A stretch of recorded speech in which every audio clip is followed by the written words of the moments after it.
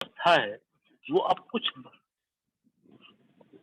अब कुछ बदलने सी वाली है नई शिक्षा नीति के तहत।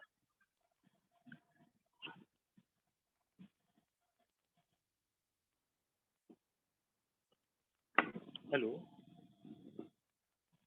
आवाज हाँ जा रही सर, मेरी? आपकी आवाज आ रही है। अरे यार, हाँ, क्योंकि मेरी आवाज फिर दोबारा मुझे नहीं मिल पा रही, इससे लग रहा है कि आवाज जा ही नहीं रही है। नहीं, ये एकदम साफ प्रॉब्लम आ रही कहाँ है, से? आप बोलिए। नहीं, नहीं उधर जा रही, लेकिन मेरी आवाज जब तक मुझे नहीं सुनाई पड़ेगी कि आप लोगों को सुनाई पड़ रहा है कि नहीं? तो इससे बिल्कुल थोड़ा सर, सा हम गड़बड़ हो लोग। रहा है वो मेरी। हाँ,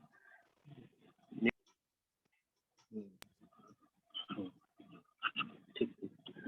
तो बात मैं कर रहा था कि तो आज की डेट में 96-97% जो जो शिक्षा है वो वित्तविहीन शिक्षकों के कंधे पर है।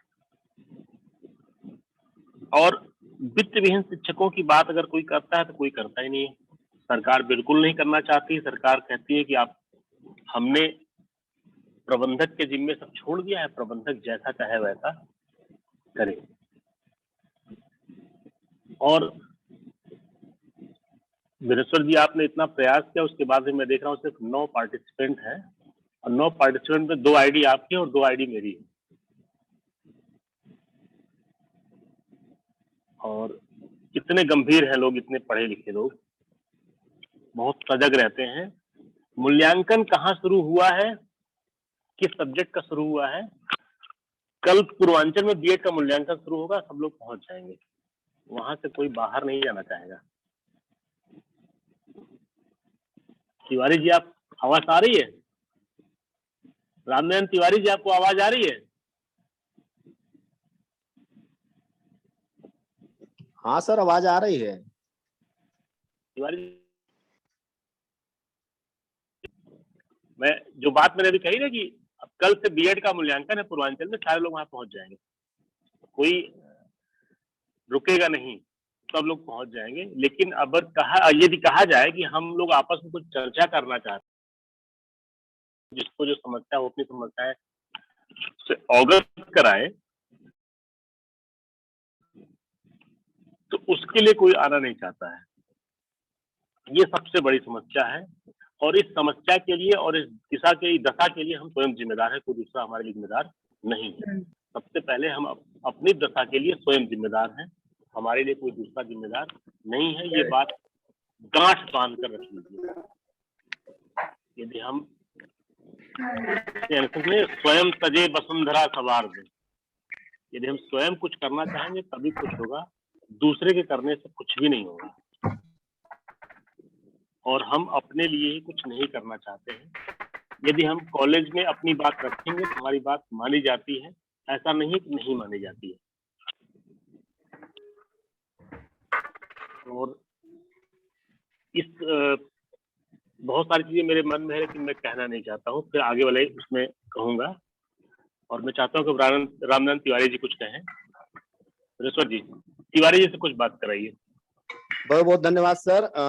आपने बहुत अच्छा अपनी वक्तव्य में हम लोगों को वित्तविहीन शिक्षकों के बारे में आपने जो भी आपके अंदर एक पीड़ा थी उसको आपने व्यक्त किया। और निश्चित रूप से हमें संयुक्त होकर के कुछ करने की आवश्यकता है, क्योंकि अगर इस तरीके से हम कभी संयुक्त नहीं हुए और हम एक दूसरे का हेल्प नहीं किए तो निश्चित रूप से हम बिखरते हुए कमजोर ही होंगे, है ना सर?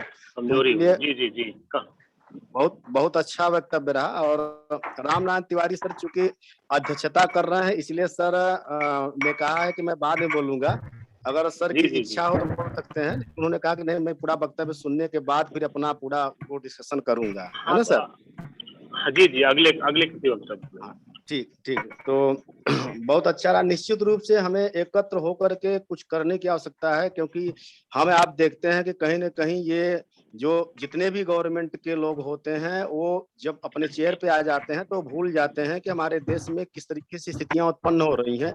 स्थानीय जी जी स्थितियां उनको देखने की फुर्सत नहीं होती, वो अपने लोगों से स्थानीय स्थितियों को का मूल्यांकन कराते हैं और फाइली कागजों के ऊपर ही विश्वास करके ये समझ लेते हैं कि सब कुछ सही चल रहा है। जैसे देश की शिक्षा व्यवस्था की बात की जाए तो हर कोई कहेगा कि देश की शिक्षा व्यवस्था बहुत प्रगति पे है, कोई दिक्कतें नहीं है, चाहे वो प्राइमरी की हो, चाहे वो माध्यमिक हो, चाहे उच्च शिक्षा की हो, मतलब कागज की स्थिति में हम विश्व स्तर पर बढ़िया जा रहे हैं। लेकिन हकीकत में जी व्यवहारिक रूप में अगर हम देखते हैं तो समस्याएं इतनी ज्यादा गहरी जटिल हैं जिन पर बहुत ज्यादा। पुनर्विचार करने की आवश्यकता है। न तो सिलेबस अच्छी तरीके से अभी न्यू किए जा रहे हैं, वही पुराने सिलेबस को रटाया जा रहा है, न तो कोई टीचिंग मेथोलॉजी नई तरीके से डेवलप की जा रही है, न तो किसी तरीके से हमारे एजुकेशन सिस्टम को किसी तरीके से नवाचार दिया जा रहा है, कहीं कुछ नहीं, सब चीज फाइलों पर दिखाई पड़ती है। और ये निश्चित रूप से हमें कमजोर करने का एक बहुत एक प्रकार से कह सकते हैं कि बहुत भयंकर, बहुत घटिया तरीका है। तो अगर कमजोर जी होना है तो हम चुप ही रह सकते हैं, उसके सिवा कुछ नहीं कर सकते। अगर हमें कुछ करना है शिक्षा के प्रति तो हमें निश्चित रूप से अपनी आवाज को उठानी आवश्यक है। तो डॉक्टर तेवड़ी सिंह सर ने बहुत अच्छा वक्तव्य दिया, सर आपका बहुत बहुत धन्यवाद। और आगे की कड़ी में हमारे बीच में जुड़ी हैं डॉक्टर ममता शर्मा मैडम, और आप गाजियाबाद से हैं, और मैडम लॉ डिपार्टमेंट की है, विधि कानून सब पता है मैडम को। तो डॉक्टर ममता शर्मा मैडम से रिक्वेस्ट है कि वो अपने वक्तव्य हम लोगों के समक्ष रखें। Doctor Mamta Sharma madam. आप सभी को मेरा नमस्कार। सर मेरी आवाज आ रही है अब तक? जी बिल्कुल मैडम, आपकी आवाज आ रही है। हेलो, आपकी आवाज आ रही, स्पष्ट आ रही है मैडम, आप बोलें। नमस्कार सभी को। एक सबसे बड़ा टॉपिक आज हमारे वित्तीय विहीन शिक्षक, जिनकी दिशा और दशा कहीं ना कहीं इन 2 सालों ने, अगर हम पुराना एनिशिएंट टाइम प्राचीन समय से लेकर देखेंगे तो एक गुरु जिसको हमेशा हम सुनते आए हैं कि गुरुर ब्रह्मा गुरुर विष्णु गुरुर देवो महेश्वरा, गुरुर साक्षात परब्रह्म तस्मै श्री गुरुवे नमः। उस ईश्वर से भी ऊंचा दर्जा दिया गया है एक गुरु को। लेकिन जब विपत्ति का समय आया, जो सबसे ज्यादा एक हर फील्ड के लोगों के लिए था, लेकिन जो गुरु शब्द जिनको ईश्वर से ऊपर दर्जा दिया गया, कहीं ना कहीं जब वो वित्तीय विहीन हुआ तो उसकी दिशा और दशा सबके सामने थी। बहुत सारे न्यूज़पेपर में, सोशल मीडिया पे कोई भी अछूता नहीं रहा होगा, बहुत सारे सुसाइड करने तक के लिए।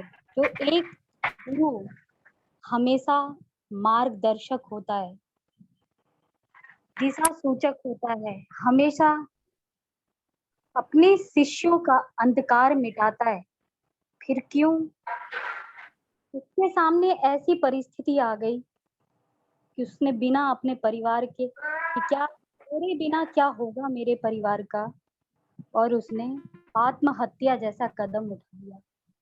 क्योंकि एक गुरु पूरे चरित्र का, राष्ट्र का निर्माता होता है, जिसकी दिशा से एक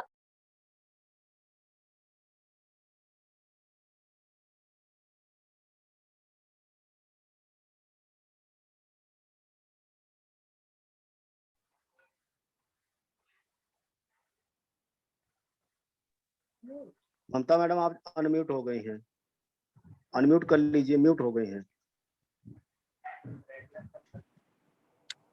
अभी आ रही है बोलें। सर आवाज? जी जी जी, आवाज आ रही है। यह तन विष की बलेरी, गुरु अमृत की खान, शीश दिए जो गुरु मिले तो भी सस्ता जान। अगर गुरु के लिए अपने शीश को भी देना पड़े तो भी बहुत सस्ता मानिए। लेकिन इस समय ने हमें एक गुरु की दशा को, जो सही होनी चाहिए थी, उसको और ज्यादा बिगाड़ कर रख दिया। गुरु का महत्व हम सभी, चाहे संत हो, ऋषि हो, महान विभूतियां, हमेशा उच्च स्थान दिया गया ईश्वर से भी। हमारे जीवन में गुरु हमारे माता पिता होते हैं, हमारा पालन पोषण। सांसारिक दुनिया में जब हम पहली बार बोलना चलना, हमारे जीवन की आवश्यकताएं महत्वताओं को सिखाते हैं। इसलिए माता पिता का स्थान भी सर्वोपरि होता है। लेकिन जब जीवन का विकास सुचारू रूप से सदैव चलता रहे, कभी ना रुके, उसके लिए हमें जरूरत होती है गुरु की। हमारे भावी जीवन का निर्माण गुरु के द्वारा ही होता है। मानव मन में व्याप्त बुराई रूपी विष को दूर करने के लिए गुरु का विशेष योगदान होता है। गुरु हमेशा अपने शिष्यों के लिए जो उसका संबंध होता है वो एक सेतु बंध के समान होता है। गुरु की कृपा से शिष्य के लक्ष्य का जो मार्ग होता है वो बहुत आसान होता है। अगर किसी के ऊपर गुरु की कृपा है तो हर लक्ष्य, हर मंजिल आसान हो जाती है। गुरु हमारे अंतर मन को आहत किए बिना हमें वह सभ्य, संस्कारी और मर्यादा सहित जीवन जीने योग्य बनाते हैं। हमें इस दुनिया को देखने का नजरिया अपने गुरु की ही कृपा से मिलता है। एक छात्र जो सीख और ज्ञान प्राप्त कर सकता है, वह अक्सर इस बात पर निर्भर करता है कि उसका शिक्षक कितना शिक्षित, संयमी और धैर्यवान है। गुरु के द्वारा चेतनाएं मुक्त हो जाती हैं, जो ठीक बुद्ध और श्री कृष्ण जैसी होती हैं। लेकिन यदि पूरी धरती को लपेटकर कागज बना लिया जाए, सभी वनों के पेड़ों से कलम बना ली जाए और सारे समुद्र को मतकर उसकी स्याही बना ली जाए, लेकिन जो गुरु की एक महिमा, गुरु का जो एक दर्जा है, उसको कोई नहीं लिख सकता। गुरु ही हमारे भारतवर्ष का पूरा भविष्य का निर्माण करता है। गुरु अनंत तक जानिए, गुरु की ओर न छोर, गुरु प्रकाश का पुंज है, निशा शब्द का भोर। जन्म देने वाले से अधिक सम्मान अच्छी शिक्षा देने वालों को दिया जाता है, क्योंकि जन्मदाता तो बस जन्म देता है, लेकिन शिक्षा देने वाले ने तो पूरा जीवन सिखाते हैं। एक शिक्षक जो बच्चे को आजीवन वो कैसा जीवन जिएगा, उसे सारी चीजें सिखाते हैं, उसकी नींव को इतना मजबूत करते हैं ताकि वो संयमी, धैर्यवान बन सके और जीवन में जब उसके सामने परिस्थितियां हो, उनसे उनको कैसे निपटना है, कैसे उनका सामना करना है, एक गुरु ही सिखाता है। शिक्षक पारस मानिए, खुद को लोहा मान, उसको छूते ही बने सारे कनक समान।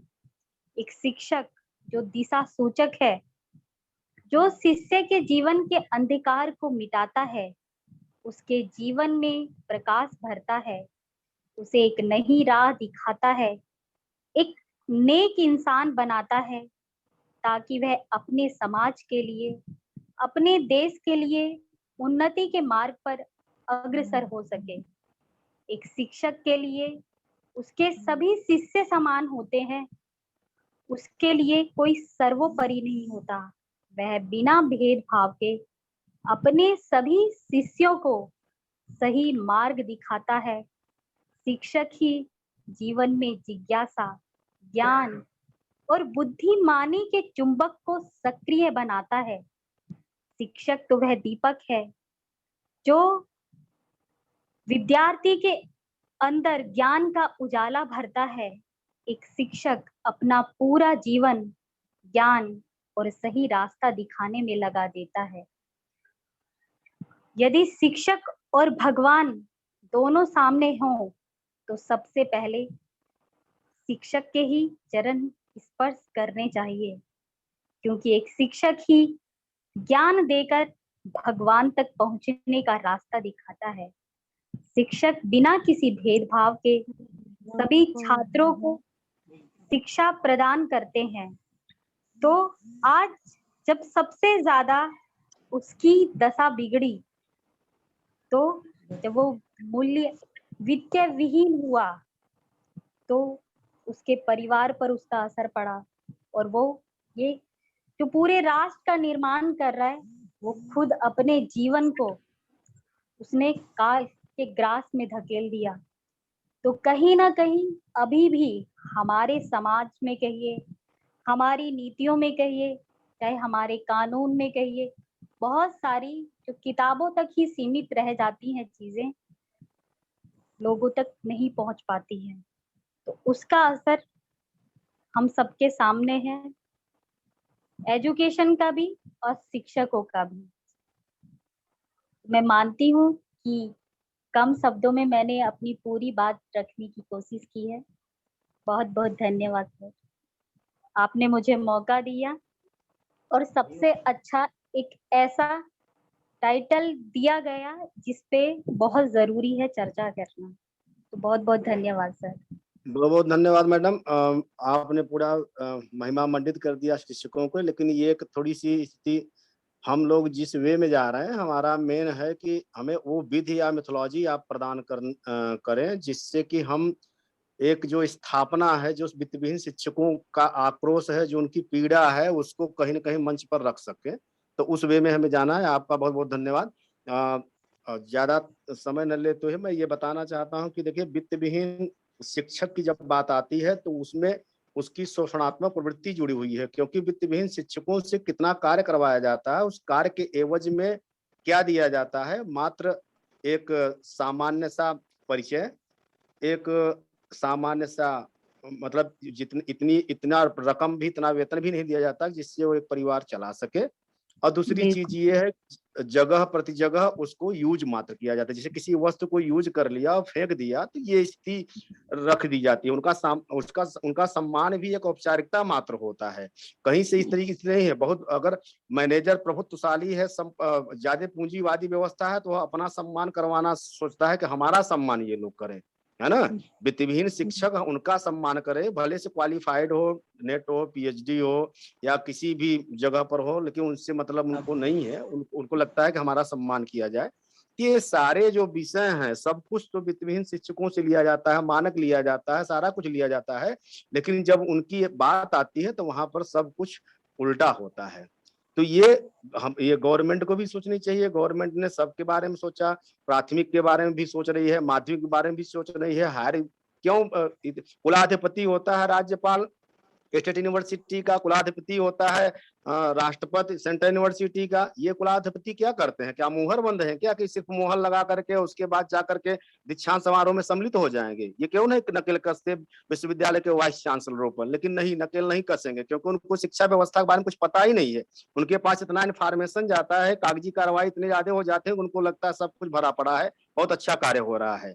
तो हमें ये उनका ये दृष्टिकोण, उनका ये सिद्धांत, उनको एक एक व्यू देखना है, एक फोकस दिखाना है कि क्या हो रहा है। ये जो कागजी कार्रवाई आप लोग कर रहे हैं, इसको अगर छोड़ करके व्यवहारिक चीजों में उनको उतर करके देखें तो समझ में आएगा कि क्या स्थिति आज हो रही है हमारे देश में। तो चलिए, कहने को तो बहुत कुछ है, लेकिन आप लोग इस संगोष्ठी में है तो आप लोगों को सुनना बहुत जरूरी है। नेक्स्ट कड़ी में हमारे बीच में है नेहा सिन्हा मैडम। बहुत बहुत स्वागत है मैडम आपका। और आप माध्यमिक शिक्षा परिषद से हैं, और मैं चाहता हूं कि मैडम अपने विचार को वित्तविहीन शिक्षकों की दशा एवं दिशा के परिप्रेक्ष्य में अपने विचारों को हम सभी के समक्ष प्रस्तुत करें। Neha madam, Neha Sinha madam. जी, सभी को मेरा प्रणाम। मैंने भी वित्तविहीन शिक्षक की भांति कार्य किया है कई साल, इसलिए मुझे इसका अनुभव काफी है और बड़ा ही पीड़ादायी अनुभव है। और जब मैं वित्तविहीन शिक्षक की भांति कार्य कर रही थी, उस समय बहुत मैंने कई विद्यालयों में कार्य किया और मैंने मतलब हर जगह यही पाया है कि वित्तविहीन शिक्षकों की स्थिति बड़ी ही दयनीय और शोचनीय है। उन्हें कार्य मतलब 8-8, 9-9 घंटे टीचर्स काम करते हैं, उसके बाद बचा हुआ काम घर लेकर के जाते हैं। मतलब अपने घर का पर्सनल समय भी वो विद्यालय को ही दे रहे हैं। और उसके बाद जब उनको वेतन देने की बात आती है, तो वेतन इतना कम होता है कि उनका जीवन निर्वाह कर पाना भी मुश्किल होता है। और जो उनका वेतन निर्धारण होता है वो भी उनके शिक्षक की क्वालिफिकेशन या उनके एक्सपीरियंस पे नहीं होता। उनका वेतन निर्धारण इस आधार पे होता है कि कौन सा शिक्षक मैनेजमेंट की कितनी चापलूसी कर रहा है, कितनी उनकी बटरिंग कर रहा है, इस आधार पे वो उनको वेतन देते हैं। और मतलब इनके विद्यालयों में मानक से इतने ऊपर बच्चे होते हैं कि शिक्षक से छोटी-मोटी गलती हो जाना एक मानवीय भूल के समान होता है। लेकिन इस मानवीय भूल को का मतलब उस मानवीय भूल को वो ध्यान में रखते हुए उनकी शिक्षक की इतनी बेइज्जती करते हैं कई जगह पे। और कई बार तो यहाँ तक होता है कि अभिभावक को बुलाकर अभिभावक के सामने शिक्षक को खड़ा कर वहां पर वो उनकी बेइज्जती करते हैं। ऐसी स्थिति में शिक्षक बिल्कुल खून की घूंट पीकर जीता है कि वो मतलब क्या कहाँ सम्मान के योग्य शिक्षक और किस तरह से वो अभिभावक के सामने लाकर उसकी बेइज्जती कर रहे हैं। और यहाँ वित्तविहीन विद्यालयों में या वित्तविहीन शिक्षकों को का काफ़ी शोषण किया जाता है। एक बंधुआ मज़दूर की भाँति उनसे कार्य लिया जाता है। बिल्कुल उनको उनका फिक्स होता है कि आपको इस सीमा के भीतर कार्य करना है। वो फ्री होकर के अपनी मतलब एक शिक्षण कार्य इतना पवित्र कार्य है कि शिक्षक को बिल्कुल दिमाग से फ्री होना है कि वो पढ़ा रहा है। बहुत ही पवित्र कार्य कर रहा है। तो उसमें उसको किसी सीमा के दायरे में डालना सही नहीं है। वहाँ पे बिल्कुल ऐसी स्थिति होती है कि शिक्षक चाह करके भी अपना एक्स्ट्रा नॉलेज या अपना अच्छा ज्ञान बच्चों को नहीं दे पाता क्योंकि वो उस दायरे में बंधा हुआ है कि नहीं हमें बिल्कुल इसके आगे नहीं जाना, इसके आगे जाने पर कंप्लेन हो जाएगी, इस तरह की बातें आ जाती हैं। और अगर आप यहाँ पे एज फैक्टर भी बड़ा कार्य करता है। अगर आप वृद्धावस्था की ओर अग्रसर हैं, तो आप बिल्कुल इनके काम के नहीं रह गए, ये हालत होती है। ये मतलब ये अच्छी तरह समझ चुके होते हैं कि अब ये वृद्धावस्था की ओर जा रहा है शिक्षक, मतलब ये और जगह अप्लाई नहीं कर पाएगा और जगह कार्य नहीं कर पाएगा, तो अब उसका इंक्रीमेंट या उसकी जो वेतन वृद्धि है वो रुक जाएगी। उसके सामने नए-नए शिक्षकों को लिया जाएगा और उनको उनसे अधिक सैलरी पर रखा जाएगा। ऐसी स्थिति में उस शिक्षक को बड़ा ही मतलब कष्ट होता है कि हमने पूरी ज़िंदगी अपनी इस विद्यालय के विकास में, इसकी उन्नति में लगा दी और आज हमारी ये दशा हो रही है कि ये जानते हैं कि हम अब कहीं और किसी और स्कूल में ट्राई नहीं कर सकते, तो अब हमारा वेतन या हमारी जो इंक्रीमेंट है वो रोक दिया गया और हमारे सामने नए शिक्षक जो मतलब बेरोज़गारी की लाइन में गुज़र रहे हैं, वो शिक्षक आ रहे हैं और उनको हमसे ज़्यादा सैलरी पे रखा जा रहा है। तो ऐसी स्थिति में बड़ा ही कष्ट होता है उनको और यहाँ तक होता है कि ये ज़बरदस्ती उनको रिटायर भी कर देते हैं कि अब आपसे कार्य नहीं होगा, अब आप जा सकते हैं। और जो शिक्षकों को नए नए शिक्षकों को ये रखते हैं, तो मतलब अगर एक शिक्षक 5,000 पे कार्य कर रहा है और धीरे-धीरे कार्य करते-करते उसका वेतन मतलब इंक्रीमेंट होने का समय आ गया है, उसको 7,000 की सैलरी उसकी हो जानी चाहिए, तो उस दिन अचानक उसको कहा जाएगा कि आप कल से विद्यालय मत आइए, ये आपका टर्मिनेशन लेटर है। क्यों? इसका कोई कारण नहीं वो देंगे और बस ये बता देंगे और बाद में आपको पता ये चलेगा कि जब 5,000 पे ही उनको फिर से एक शिक्षक मिल रहा है, तो वो 7,000 क्यों पे करेंगे उसके लिए? तो ये बड़ी ही दुखद, बड़ी ही मतलब शोचनीय स्थिति है कि ऐसी स्थिति में एक शिक्षक क्या करेगा, अपने जीवन का निर्वाह किस तरह से करेगा? क्या अपने परिवार को खिलाएगा? किस तरह से वो जिलाएगा अपने परिवार को? और यहाँ पे आकस्मिक अवकाश लेने की भी बड़ी समस्या होती है कि आकस्मिक अवकाश आपको नहीं मिलेगा। 14 सीएल जो सरकार ने निर्धारित किया है, वो स्थिति भी अब मतलब हर विद्यालयों में नहीं फ़ॉलो की जाती है। मानक से ज़्यादा बच्चे रखते हैं और कई जगह पे तो इतना होता है कि शिक्षक को जिस सैलरी पे मतलब रखा गया है, जिस सैलरी वेतन पे उनको साइन कराया जा रहा है, उसका 1/3 वेतन उनको दिया जाता है। और बाकी वेतन वो फिर किसी और माध्यम से उनसे ले लेते हैं। ये भी होता है विद्यालयों में। तो ये स्थिति बड़ी ही दयनीय है कि हम 15,000 पे साइन कर रहे हैं और 5,000 पा रहे हैं। ये बड़ी ही दुखद दशा है और इतनी कम धनराशि पे किसी भी व्यक्ति का जीवन यापन करना इस महँगाई के ज़माने में बड़ा ही मुश्किल है। हमारा देश जो है बेरोज़गारों से भरा पड़ा है। इसलिए मैनेजमेंट के ये स्कूल की जो रोज़ी है या इनका ये जो काम है, ये बड़ी ही अच्छे से चल रहा है। इसमें उनको कोई दिक्कत नहीं आती है क्योंकि बेरोज़गार भरे पड़े हैं। एक एक गया तो दूसरा सही, इससे उन्हें कोई प्रॉब्लम नहीं होती है। और अंत में मैं वित्तविहीन शिक्षकों के लिए मैं यही कहना चाहूंगी कि ये अपनी दुर्दशा की, अपनी मतलब भयानक दशा से ये तिल-तिल कर मर रहे हैं या फिर खून के आंसू पीकर जी रहे हैं। बहुत ही दुखद दशा है। मैंने खुद इस पीड़ा का अनुभव किया है, इसलिए शायद मैं इस पीड़ा को अच्छी तरह से बयाँ कर पाई हूँ। और आप सभी को मेरा विचार सुनने के लिए, मेरी बातें सुनने के लिए बड़ा बहुत-बहुत धन्यवाद। बहुत बहुत धन्यवाद मैडम। कम समय में आपने अपने वक्तव्य के माध्यम से एक पीड़ा को व्यक्त किया, जो निश्चित रूप से सेल्फ फाइनेंस यानी वित्तविहीन शिक्षकों की दशा की ओर इंगित करता है। निश्चित रूप से ये चीजें हो रही हैं आज के समय में, और बड़े धूमधाम से हो रही हैं। यूं समझिए, बहुत धूमधाम से हो रही हैं, बड़े खुशी से हो रही हैं, और लोगों को इसमें जो इस तरीके से प्रबंधन है, वो उसको लगता है कि हम बहुत बड़े कार्य कर रहे हैं, और इससे उनको बहुत कुछ उपलब्धियां मिल जाएंगी। मतलब उनकी सोच एक है, डेवलप हो रही है। चलिए, आपका बहुत बहुत धन्यवाद। नेक्स्ट कार्यक्रम की कड़ी में हमारे बीच में अंकित राज जी हैं। तो अंकित राज जी से निवेदन है कि वो अपने वक्तव्य हम सभी के समक्ष रखें।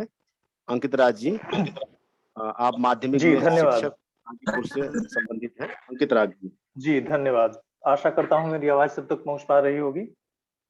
जी बिल्कुल बिल्कुल। अच्छा, सबको मेरा सादर नमन है। और आज की चर्चा जो रखी गई है, दरअसल पिछली जो चर्चा हुई थी उसका ये कंटिन्यूएशन है, और काफी खुशी है कि इस विषय पर चर्चा को आगे बढ़ाया गया है। ये इस बात का परिचायक है कि हम इस चर्चा में इंटरेस्टेड हैं। आरंभ करते हैं सबसे पहले यह कहते हुए कि पिछली चर्चा में श्री ज्योतिषी जी ने हमें एक प्रकार से सावधान किया था कि कई बार हम लोग चर्चा के क्रम में उत्तर प्रदेश की स्थिति को ही पूरे भारत की स्थिति मान लेते हैं और उसी आधार पर कर लेते हैं। मैं सभा को एक बार जेंटली रिमाइंड कराना चाहूंगा कि ये सिर्फ उत्तर प्रदेश की शिक्षा व्यवस्था के लिए बैठक नहीं रखी गई है, पूरे भारत के लिए है। इस बात को आगे बढ़ाते हुए सबसे पहले प्रश्न तो यही आता है कि वित्तविहीन शिक्षक कौन है। श्री डॉक्टर त्रिवेणी सिंह जी ने अपनी बातें जो बताई हैं, अपनी समस्याएं जो गिनाई हैं, वो निश्चित रूप से उत्तर प्रदेश के वित्तविहीन महाविद्यालय के शिक्षकों की स्थिति है। श्रीमती ममता शर्मा जी ने तो महिमा मंडन किया उच्च आदर्शों का, ये ठीक है, पूरे सम्मान के साथ इस चीज से मैं थोड़ा ज्यादा ही असहमत हूं, क्योंकि उच्च आदर्शों का गुणगान करना अब एक पुरानी परंपरा हो गई। जितना अच्छा है हम लोग इसको भूलें अब और हकीकत को गौर करें। अभी अभी जिन महोदया ने अपनी बात पूरी की है, क्षमा चाहूंगा उनका नाम मुझे ठीक से स्मृत याद नहीं है, तो उन्होंने बहुत हद तक इस दिशा में व्याख्या को आगे बढ़ाया और उन्होंने धरातल पर जो स्थिति है उससे हम सबको अवगत कराया है। यूं तो मैं मान करके चलता हूं कि कमोबेश सबके बारे में सबको इस चीज से की स्थिति का पता है कि प्राइवेट विद्यालयों में जो स्थितियां होती हैं उनसे सब जानते हैं। फिर भी महोदया ने इस चीज को बताया और काफी अच्छा लगा। प्रश्न फिर भी वही रह जाता है कि वित्तविहीन शिक्षक कौन है। उत्तर खोजना बहुत मुश्किल नहीं है, बहुत आसान है। उन सभी शिक्षकों के बारे में हम जरा सोच ले दो पल के लिए, जिनको सरकार द्वारा तय किए गए मूल जो मानक है, जो 7th पे कमीशन है, उसके अनुरूप वेतन प्राप्त नहीं होता महीने का, उससे कम होता है। जितनी मात्रा में उन्हें कम वेतन प्राप्त होता है या मानदेय प्राप्त होता है, वो उसी अनुपात में वित्तविहीन है। वित्तविहीनता में एक और भी एस्पेक्ट है कि वो भविष्य की सुरक्षा का ख्याल चूंकि सरकार की व्यवस्था में ही है, प्राइवेट विद्यालयों में नहीं है, तो भविष्य में भी जिसकी सुरक्षा का खतरा है वो भी वित्तविहीनता का ही एक प्रकार है। हाँ, ये वित्तविहीनता वर्तमान की नहीं है, भविष्य की है। तो मैं अपने समझ में, अपनी संकल्पना में वित्तविहीन शिक्षकों की श्रेणी में उन सभी शिक्षकों को रखता हूं जो चाहे जिस व्यवस्था में हो, सरकार की व्यवस्था में हो या निजी व्यवस्थाओं में हो, उनसे अपने कार्य के बदले में उतना वेतन पाते हैं जो सरकार द्वारा तय किए गए मानक या जो समाज में अपेक्षित मानक है उससे बहुत कम है। साथ ही भविष्य में जिसके वेतन के लगातार बने रहने की सुरक्षा का भाव नहीं है, वो सब लोग हैं। एक और बात, ये तो स्पष्ट हो गया कि वित्तविहीन शिक्षक कौन है। ये किसी सरकार या किसी निजी व्यवस्था तक सीमित नहीं है। सरकार की व्यवस्था में भी वित्तविहीन शिक्षकों की कोई कमी नहीं है। बिहार, झारखंड, मेरे ख्याल से उत्तर प्रदेश में भी जरूर होंगे पारा टीचर्स जो कहे जाते हैं। बिहार में नियोजित शिक्षक कहे जाते हैं, हालांकि कुछ वेतन सुधार हुआ है बिहार में। बावजूद इसके वो सब लोग जो उस वेतन से कम पाते हैं, उन सबको वित्तविहीन शिक्षकों की श्रेणी में ही रखा जाना चाहिए। अब जरा सा चलते हैं कि वर्तमान समाज ने क्यों इतना भारी, जिसे वो अब बोझ समझता है, एक्चुअली अब समाज ने उतार के फेंका है या सरकार ने उतार के फेंका है। इस पर हम लोग निश्चित कभी विवाद कर सकते हैं, लेकिन सामान्य स्तर पर देखें तो समाज में शिक्षकों का खर्च जो है, वहन जो है, वो एक बोझ की तरह लगने लगा है, जिसे समाज उतार करके फेंकना चाहता है। इसके कुछ कारण भी हैं। सबसे पहली बात तो ये है कि हमने अपनी प्रासंगिकता और उपादेयता दोनों लगातार खोई है। अपनी गलतियों को बताने का इरादा मेरा नहीं है कि हमने क्या गलतियां की हैं। हम समाज में आए बदलावों के अनुरूप अपने भीतर अनुकूलन न करने की क्षमता की ओर इशारा करना चाह रहा हूं। समाज काफी तेजी से बदला है और कोई भी सोसाइटी जो होती है, जो डायनेमिक होती है, उसका जो वैल्यू सिस्टम है, जो मूल्य प्रणाली है, वो काफी परिवर्तनशील होती है। भारत निश्चित रूप से एक अति तीव्र गति से विकासशील समाज, अर्थव्यवस्था की बात नहीं, समाज की बात कर रहा हूँ। तो इस बदलते हुए समाज में हम जो शिक्षक हैं, जिन्हें हम शिक्षक के रूप में भी देखते हैं, हमने बड़ी मात्रा में अपनी प्रासंगिकता और उपादेयता दोनों खोई है। एक बालक कक्षा 11 का मुझसे प्रश्न करता है और कहता है, आशा है ये प्रश्न सबको कहीं ना कहीं सुनने को मिले होंगे। कहता है, सर स्कूल क्यों आए, ऐसा क्या है जो आप हमको दे देंगे, मेरे यूट्यूब पर जो अवेलेबल नहीं है। जब मैं वो यूट्यूब से पढ़ और सीख सकता हूँ, जो जान सकता हूँ, फिर मैं आपके पास क्यों आऊं पढ़ने के लिए। निश्चित रूप से ये प्रश्न एक बालक का है जो समझदारी से कम है। बावजूद इसके समाज का एक बड़ा सा हिस्सा मानसिक रूप से इसी किशोरावस्था में है, जो इससे अधिक मैच्योर हो ही नहीं पाया है। और समाज का वो हिस्सा निश्चित रूप से शिक्षक पर किए गए खर्च को गलत समझता है। समाज साफ साफ देख रहा है कि कम वेतन पर प्राइवेट विद्यालय अच्छा कर रहे हैं, तो निश्चित रूप से आशाएं ये भी है सरकार से कि सरकार सरकारी शिक्षकों का वेतन भी कम कर दे, या जो पूर्ण वेतनमान में शिक्षक हैं उनका भी वेतन कम करे, या उन्हें वीआरएस देकर के जल्दी से हटा दे। ठीक है, मैं चाहूंगा कि हम सभी शिक्षक इस पर जरूर कभी चर्चा करें, एक अलग दिन तय करके, आज के दिन नहीं, कि हम अपनी प्रासंगिकता को कैसे बरकरार रखें, अपनी उपादेयता को समाज में लगातार जारी रखने के लिए हम अपने कार्य प्रणाली में क्या परिवर्तन ले आए, ताकि समाज को हम उपयोगी नजर आए और समाज अपना खर्च कर सके हम पर। निश्चित सी बात है, इस पर कभी चर्चा अवश्य होनी चाहिए। खैर, इस हिस्से को छोड़ करके अगले हिस्से में कहना चाहूंगा कि जब हम साफ साफ समझ चुके हैं कि समाज से ही हमको सारी शक्तियां मिलनी है, सारी जरूरतें मिलनी है, पूरी होनी है, उत्तर तो हमें समाज से ही खोजना है। अगर हम थोड़ा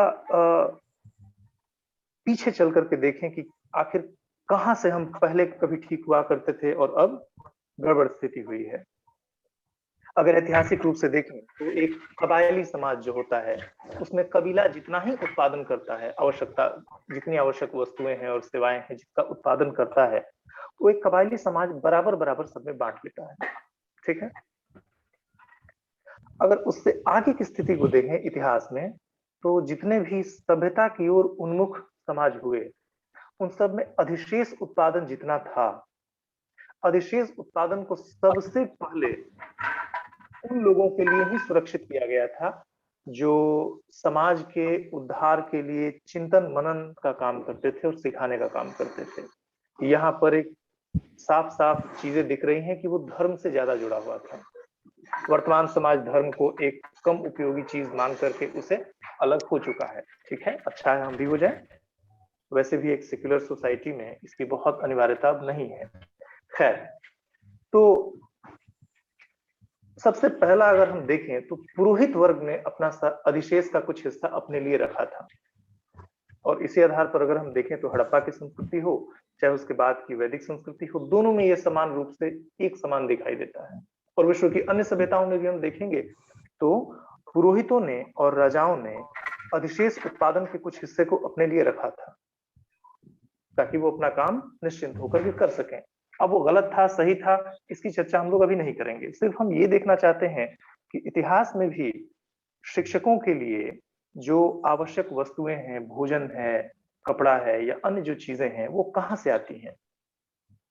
अगर हम थोड़ा सा और आगे बढ़ें तो भारत में भी नालंदा विश्वविद्यालय, प्राचीन नालंदा विश्वविद्यालय जो था, और तक्षशिला विश्वविद्यालय या विक्रमशिला विश्वविद्यालय, इन पर अगर गौर करें कि इनकी आर्थिक व्यवस्था कैसे चला करती थी, तो निश्चित रूप से समाज में जिनके पास अधिशेष पर नियंत्रण था, उन्होंने दान दिया था, उनके दान से चला करता था। एक और बात है, नालंदा में खास करके गौर करें तो कई गांवों को, रेवेन्यू विलेजेस, कई गांवों के टैक्सेस को पूरी तरह से छोड़ दिया गया था कि वो नालंदा विश्वविद्यालय पर किए जाने वाले खर्च का वहन करेंगे उससे। ठीक है, थोड़ा और आगे हम चलते हैं तो सामंती युग का आरंभ देखते हैं। क्षमा चाहूंगा, मैं वैसे इतिहास का बहुत अच्छा जानकार नहीं हूं। अगर कोई इतिहास के शिक्षक होंगे और मैं अगर तथ्यात्मक रूप से गलत हूं तो निश्चित रूप से मुझे सुधारने का कष्ट करेंगे। तो जब सामंती व्यवस्था आरंभ हुई तो उसमें शिक्षण संस्थानों के भरण पोषण की कुछ जिम्मेवारी निश्चित रूप से सामंतों के हाथ में हुई, या उनके हाथ में जो अधिशेष पर नियंत्रण रखते थे। ठीक है, आजकल सामंती शब्द को बड़ा ही पेजोरेटिव टर्म्स में एक दृष्टि से देखा जाता है, लेकिन वो हमारे समाज के इतिहास की सच्चाई रही थी। अगर हम थोड़ा सा उससे